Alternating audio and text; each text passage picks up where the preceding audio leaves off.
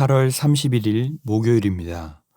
오늘 새벽 우리에게 주시는 하나님의 말씀은 이사야 13장 17절로 22절까지의 말씀입니다.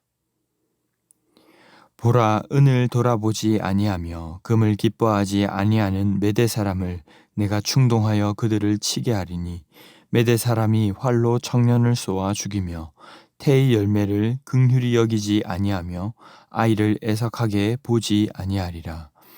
열국의 영광이요 갈대아 사람의 자랑하는 놀이개가 된 바벨론이 하나님께 멸망당한 소돔과 고모라 같이 되리니 그곳에 거주할 자가 없겠고 거처할 사람이 대대에 없을 것이며 아라비아 사람도 거기에 장막을 치지 아니하며 목자들도 그곳에 그들의 양떼를 쉬게 하지 아니할 것이요 오직 들짐승들이 거기에 엎드리고 부르짖는 짐승이 그들의 가옥에 가득하며 타조가 거기에 깃들이며 들량이 거기에서 뛸 것이요 그의 궁성에는 숭냥이가 부르짖을 것이요 화려하던 궁전에는 들깨가 울 것이라.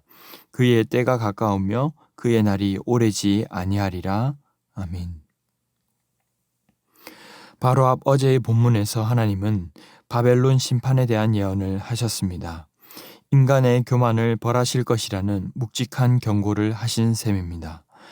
예언 당시는 사실 바벨론은 아수르의 일부였고 제국이 되기도 채 전이었지만 역사의 주관자이신 하나님은 심판의 주관자이심을 나타내십니다.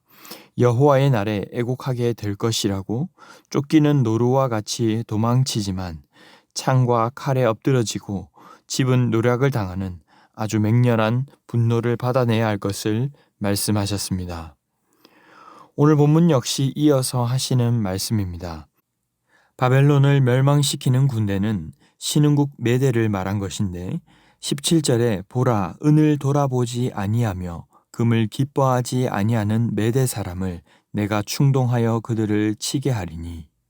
이 말은 메대가 바벨론을 치는 것이 그저 단순한 침략이 아니라는 뜻입니다.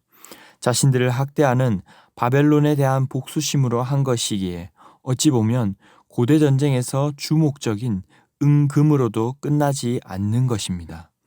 분노에 가득 차서 독을 품고 하는 전쟁인데 결국 성경은 이들을 이렇게 충동하신 분이 하나님이시라고 말씀하고 있습니다.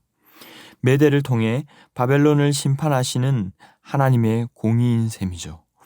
18절에 메대 사람이 활로 청년을 쏘아 죽이며 태의 열매를 긍휼히 여기지 아니하며 아이를 애석하게 보지 아니하리라.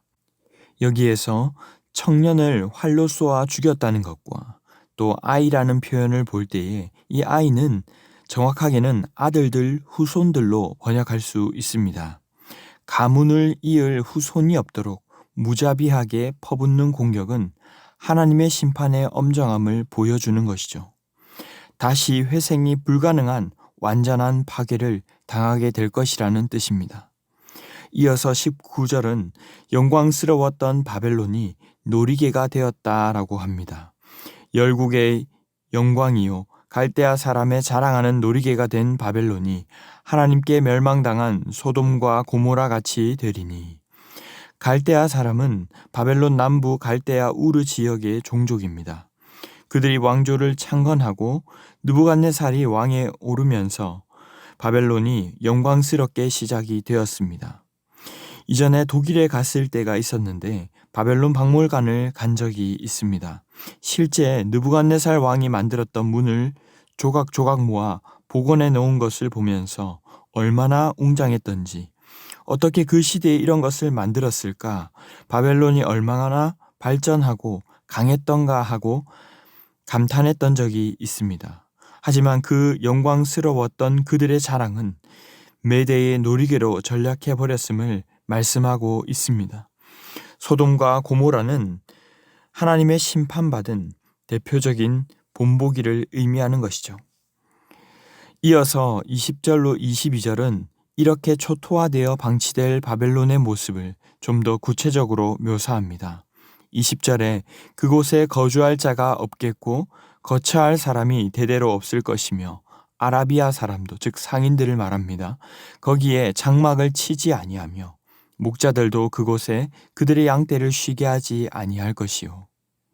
거주하기는커녕 잠깐 머무르는 것조차 힘들 정도로 어떠한 경제 활동도 어려울 정도로 초토화될 것이라는 뜻입니다. 21절에 오직 들짐승들이 거기에 엎드리고 부르짖는 짐승이 그들의 가옥에 가득하며 사람이 살지 않는 폐허가 되겠고, 마지막 22절은 그의 궁성에는 승냥이가 부르짖을 것이요 화려하던 궁전에는 들깨가 울 것이라. 그의 때가 가까움에 그의 날이 오래지 아니하리라. 온갖 화려함, 쾌락이 난무한 궁전이 초라한 유적지로 바뀐 것은 1000년이 더 넘어서 AD 7세기 이후에 일어난 일입니다. 하지만 하나님은 이 일을 이루시겠다고 약속하시고 반드시 이루십니다. 사랑하는 성도 여러분, 우리는 오늘 말씀을 통해 바벨론의 멸망을 통해 무엇을 배울 수가 있습니까? 먼저는 인간의 교만과 제약을 하나님은 반드시 심판하신다는 것입니다. 그날에는 아무리 화려하고 대단한 것도 주님의 심판 앞에서 무의미합니다. 이 당시 바벨론의 몰락은 누구도 예상치 못한 일로 주변 여러 나라에게도 큰 충격으로 다가왔을 것입니다. 하지만 아무리 오랜 시간이 걸려도 하나님은 말씀하신 것은 반드시 지키시는 분입니다. 우리 또한 회개하지 않으면 지금 당장은 별일 없는 것처럼 보이지만 나중은 하나님의 엄정한 심판대 위에 서야 할 것입니다. 주님이 심판주로 다시 오실 그날을 준비하며 세월을 아끼며 겸손하게 또한 거룩하게 살아가는 성도들이 될 수 있기를 바랍니다. 두 번째로, 그러므로 우리는 이 땅에 있는 것들을 사랑해서는 안 됩니다. 오히려 진짜 가치가 어디에 있는가 하는 것을 전하는 자들이 되어야 할 것입니다. 이사야는 이 모든 일이 일어나지 않았지만 예언해야 했습니다. 세상에서 보는 관점과는 다른 관점을 따라 살아가며 예수 그리스도께만 참 소망이 있음을 우리 또한 비추어 주어야 합니다. 세상의 영광은 다 지나가고 빛이 발하기 마련이지만 영원히 쇠하지 않는 주님의 나라, 그 영광의 빛을 비추는 자들이 될 수 있기를 바랍니다. 그러기 위해서는 때로는 손해도 보고 희생도 하고 내 것을 내어줘야 하는 상황도 있을 수 있습니다. 그러나 그 순간 인내함으로 작정한 태신자들을 섬기고 나누는 성도들이 될 수 있기를 바랍니다. 말씀을 맺겠습니다. 심판의 날이 반드시 있음을 믿고 썩어질 세상의 영광에 우리의 마음을 두지 않는 성도가 될 수 있기를 바랍니다. 아무리 아름다운 것도 시간이 지나면 상합니다. 빛이 바랍니다. 혹여나 내 마음에 주님이 아닌 다른 것으로 주인 삼은 것이 있다면 내려놓고 죄된 습관들을 끊어지게 해달라고 구하는 이 아침이 되기를 바랍니다. 또한 우리 주위에 복음을 알지 못한 채 심판을 향해 걸어가고 있는 이들에게 복음을 증거하는 통로가 될 수 있기를 바랍니다. 곧 있을 새 생명 축제에 내가 작정한 분들도 있겠지만 다른 분들이 작정한 분들을 위해서도 긍휼히 여겨달라고 함께 기도할 수 있기 바랍니다. 때와 기한은 알 수 없지만 예수님이 다시 오시는 날, 그날을 준비하며 살아가는 귀하고 복된 주의 백성들이 될 수 있기를 주님의 이름으로 축원합니다. 기도하겠습니다. 사랑의 주님, 감사합니다. 좌우를 분별하지 못하는 우매한 양 같은 저희를 주님께서 먼저 사랑하시고 주의 자녀 삼아주심에 감사드립니다. 하지만 아직도 주변에 있는 많은 분들이 예수님을 모르고 소망을 잃어버린 채 심판의 날을 향해 걸어가고 있는 것들을 보게 됩니다. 긍휼히 여겨주시고 우리를 통하여 복음이 증거되게 하여 주시옵소서. 우리부터 모든 교만함들을 내려놓고 주님 다시 오실 길을 예비하는 주의 백성들이 다 되게 하여 주시옵소서. 모든 말씀 존귀하신 예수님의 이름으로 기도하옵나이다. 아멘. 이 시간 함께 기도하실 때에 주신 말씀을 붙들고 기도하시고 주간 기도 제목을 따라 양육과 훈련을 위해서 기도하겠습니다. 이제 개강 예배를 드리고 곧 모든 평신도 훈련이 개강하게 됩니다. 하반기 평신도 훈련을 통해 예수님 닮은 온전한 주님의 제자들이 세워지게 하여 주시옵소서.